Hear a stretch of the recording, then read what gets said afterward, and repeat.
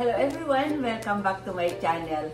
Itong araw na ito, magtatanim na tayo ng mga seeds na na-harvest natin mula sa ating foliage anthurium yellow series at saka foliage anthurium big deal. Kaya ito, umpisa na natin. Pero bago ang lahat, sana huwag kalimutan mag-like and subscribe kung hindi pa kayo nakakapag-subscribe sa ating channel. Ako nga pala si Lola Emma ng Going Green Dasma Channel. Kaya ali kayo, magtanim tayo ngayon kasi nung nakaraang araw, iba yung bloom na isinyer ko sa inyo. Kaya ngayon magtatanim talaga tayo. Kaya ito, papakita ko yung mother plant natin. Ito, ganun talaga pag ginawa natin mother plant, mahina na siyang magdahon. Pero, magkakaroon naman siya ng maraming babies. Ayan. Sa totoo lang, yung mga nauna kong mga na-harvest na mga seeds niya, inilagay ko lang sila sa mga pinagpasyaan din ng tinapay, like yung banana cake. Ito, may nag-sprout na eh. Ayan. Ayan na. May dalawa ng tumubo. Kasi, first time ni Lola ngayon magpatubo talaga ng seeds. Seeds mula sa foliage anthurium. Lilinawin ko lang. At ito, meron ng tatlo. Nauna yan. Okay. Tapos, tingnan natin itong isa ha. Kasi parang 4x8 lang ang lapad nito. 4x8 inches lang ito. Ilang seeds din ang ilagay ko dito. Tapos, ito naman square na to na 6x6 siguro yung laki nito. 6x6 inches. I-check natin kung nag-sprout na yung mga naunang seeds ng yellow series. Oh, meron maganda. Ayan. Dalawa lang din ang tumubo. Okay? Balik na natin yung mga takip. Tinitingnan natin ngayon kung alin bang mas mabilis mag-sprout. Kung yun bang nakatakip o hindi. Tapos, itong hindi nakatakip, ayan, nag-sprout din naman. Ayan, dalawa. Ito. Ayan. At saka, ito. Puting-puti yung dahon. Sana mabuhay yan. Kasi pag nabuhay itong puti ang dahon na ito, napakagandang, napakaganda ng variegation nito pag nabuhay. Tapos meron pa. Ito, napakadaming nag-sprout nito. Ayan. So, sa tingin ko, mas mabilis nga mag-sprout ang walang takip at nilagay natin sa naaarawan. Kaya ito, yun ang gagawin natin. Hindi natin lalagyan ng takip yung iba. Pag sabay-sabayin natin itanim, natignan natin kung alin sa kanila ang ito pala, yellow series. Lalagyan din pala natin ng tag and date. Nakalimutan ko lagi ng date ito. Ayan siya. So, itong naaarawan ay ito yung napakaraming nag-sprout. Ayan. Napakadami. So, alam na natin ang gagawin natin. Okay? So, hindi pala natin kailangan anong tawag naman? Ang tawag kasi nila dyan, hindi natin kailangan i-ICU. Intensive care. So, itong mga ito, hayaan lang natin na walang takip. So, ngayon, ang gagawin natin una ay, check ko muna kung basa ito ha. Kasi kailangan basa na agad. Itatanim natin dito si Big Bill. Gagawa muna tayo ng tag. At saka anong araw na nga ba ngayon? 7. Okay. July 7. July 7. July 7. 2025. Okay. Tapos ito si Big Deal.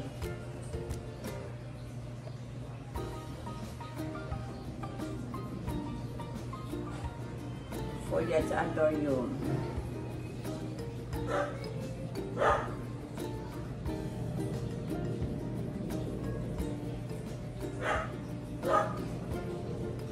Ayan. Para alam ko na Big Bill ang ilalagay natin sa mga ganito.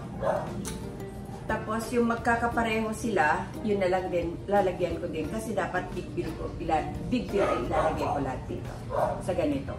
Marami naman tayong ganito, mga 50 pieces. Pero kukunti kasi ang na-harvest natin kay Big Bill, ito lang. Pero may naitanim na ako, hindi pa nga lang nag-sprout. Teka lang, basahin natin.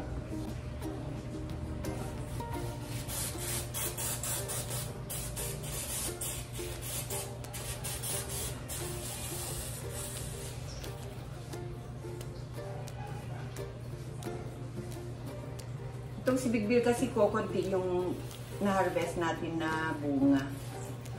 Naglaglagan kasi nung matagal-tagal na hindi ko nadalaw sila dito sa second floor garden ko. Kaya ito lang ang na-harvest natin.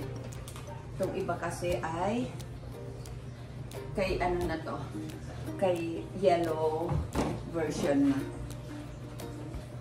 Ito yung na-harvest ko sa kanya, 4 na nandirito. Pinatuyo ko muna. Tignan nyo, kulay brown. Ayan o. Natasikan tuloy. Ayan, kulay brown. Kasi, itry ko din na tinuyo. Baka sakaling mas mabilis mag-sprout. Lagay na natin. Nasaan na yung aking pangtanim para mas ma-measure natin kung gaano kalalim. Kasi dapat 1 centimeter lang. Yan. Lagyan natin ito ng 5 buto. Bawat paso na maliit. Tapos pag medyo malaki-laki na, pwede naman natin ito ilipat. Tapos, pag medyo malaki-laki na, ilipat na natin sa ganitong mga paso din. Pero, tig-isa na lang bawat isang paso. Tapos ngayon, pipitasin na natin ito, nandirito. Ayan.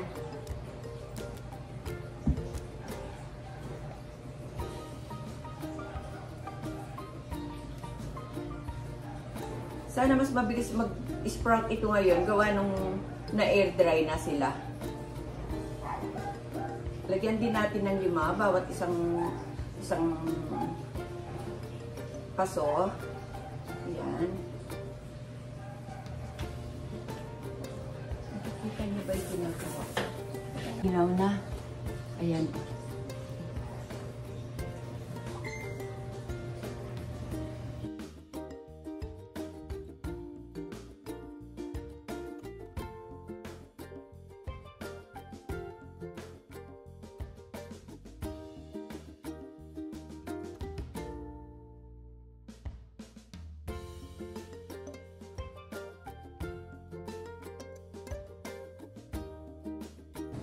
Ito, lagyan natin ng pure na coco peat kasi ito, halo-halo itong mix natin dito. Meron siyang ipa na kasama.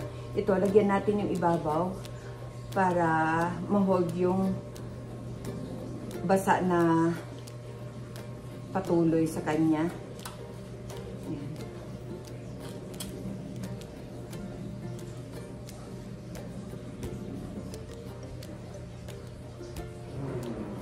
Para hindi basta-basta agad-agad matutuyo.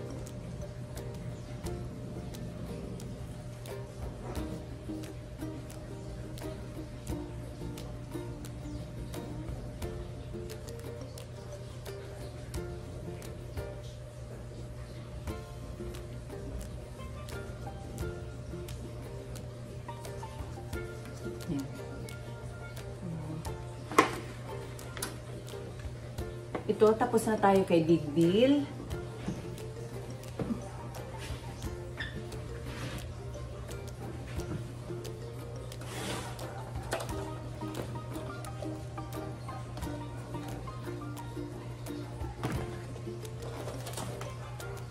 Dito naman tayo ngayon kay Yellow Series. Si Yellow Series yung marami na tayong napatubo. Gaya nito. Tignan nyo ang ganda ng variegation niya o puti siya. Sana mabuhay kasi kulang yan sa chlorophyll. At nag-i-sprout na din yung iba. Kinain yata ng ibon. Ayan, nag-harvest na kasi ako, tapos ito na, kasi sobrang nalalaglag na noon yung hinog. Ayan. Tapos nag-dry na sila. Sobrang nag-dry na. Sana nga mag-sprout pa rin ng maayos ito. Tapos piliin natin kasi nandito na, nakahalo na dito.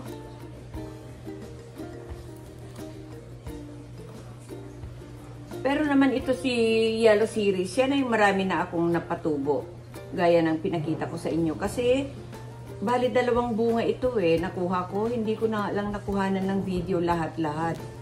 Gawa nung pag may nakita na ako, nilalagay ko na agad sa seedling tray ko. O gawa-gawa ko lang na seedling tray.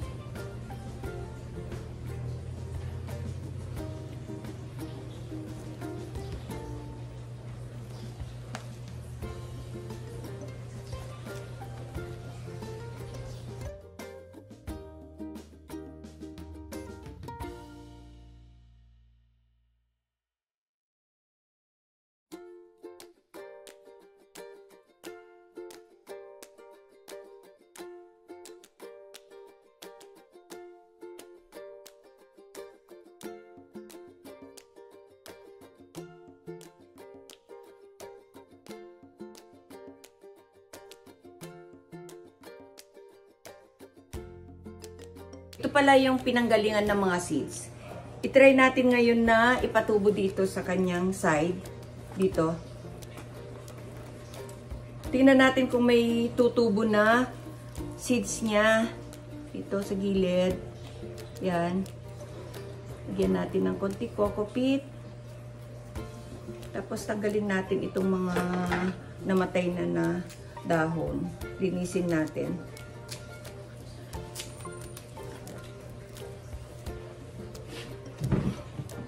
Tingnan nyo naman, may tumubo na ibang klaseng halaman.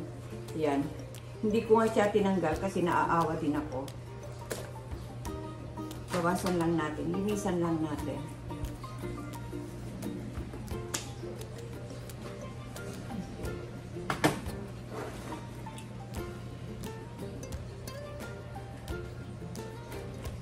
Tanggalin natin yung mga damo na tumubo dito sa gilid niya.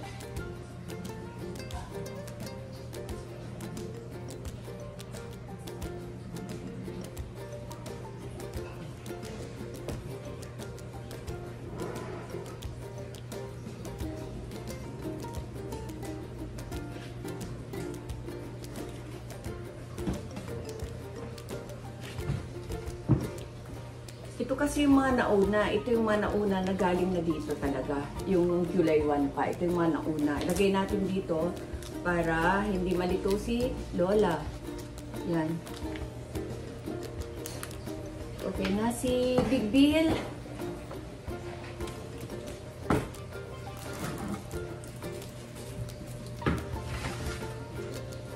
Ang laki niya, tignan nyo naman. Almost 1 meter na itong haba ng dahon ni Big Bill. Mula nung pinitas ko yung kanyang bunga, lumusog siya ulit.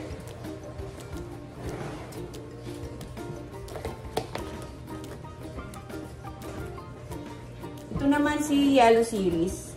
Tignan nyo naman. Yung mga nalaglag na buto niya, ito, ayan, tumubo. Tapos ito pa.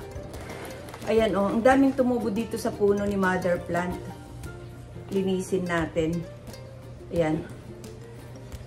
Ang ganda nga nung kulay white na yan. Sana mabuhay yan. Ayan to.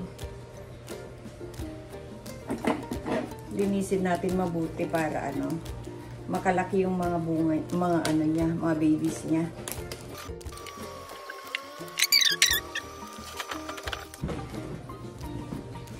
Ayan, tapos na tayong magtanim ng seeds. Lalagyan naman natin ngayon ng fertilizer itong mga mother plants kasi sobrang napagod sila na nagdala o na-stress sila na nagdala sa kanilang mga bunga. Kaya tignan nyo, ito kasi naunang tinanggal ko yung kanyang bunga kaya ayan, nagdahon siya ng mas maganda.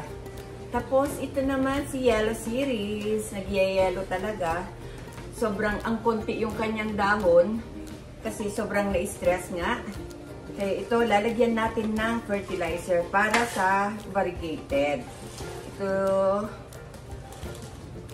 ayan ang para sa variegated na halaman natin. Ilalagay natin dito sa walang tumutubo ng mga babies. O, lagay natin dito sa sobrang gilid. Huwag natin masyadong idikit. Baka mapinsala naman si mother plant. Huwag masyadong madami ha. Yan. Tapos, ilayo lang natin sa mga bagong tubo na babies niya. Yan. Tapos, sa gilid-gilid lang ng paso natin lalagay. Yan. Tapos, ito din syempre si Big Bill.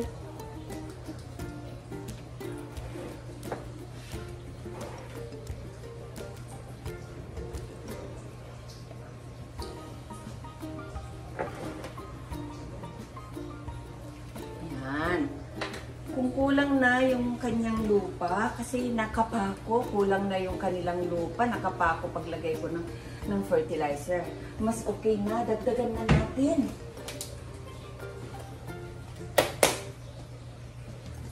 Dagdagan na natin. Napansin ko kasi, pagdukot ko, wala nang laman. Kaya kailangan na natin dagdagan ng soil. Kasi, coco cubes lang ito ang pinagtamnan ko dati. Yung coco cubes, nalusaw na syempre. Di ayun.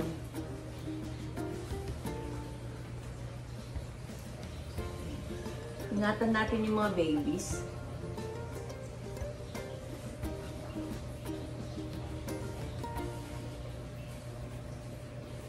Dami natin baby anthurium dito. Yan. Tapos ito din, kung kulang na, dagdagan natin. Siyempre, iniingatan ko mga baby anthuriums.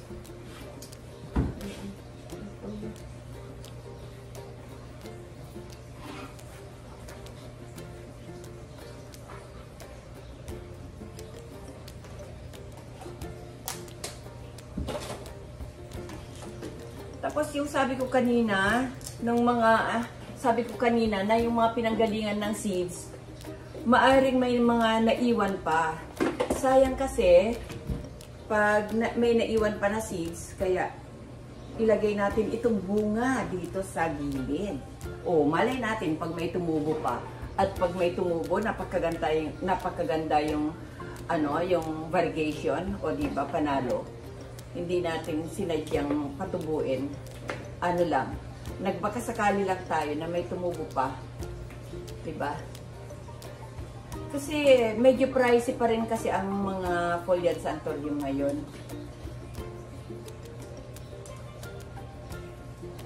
Okay. Ayan. That's it for today's video. Sana nag-enjoy kayo at may natutunan kayo. Ayun, kung kayo nga pala, ayaw nyong magiging mother plant ang inyong foliage sa anthurium, lalo na kung mahal na binili nyo, alisin ninyo yung mga tumutubong bulaklak para hindi sila ma-stress. At saka para tuloy-tuloy lang yung pag-usbong ng kanilang magagandang dahon. Pero kung gusto nyo talagang paramihin, gaya ko, hayaan nyo lang yung bunga niya. Yung unang bunga, siguradong mamamatay yan. Ganon ang experience ko sa mga ito. Yung pangalawang bunga, siguradong mabubuhay na yun. Ayun, maraming salamat ulit sa inyong panonood. Sana nag-enjoy kayo at may natutunan kayo. Maraming salamat. Bye!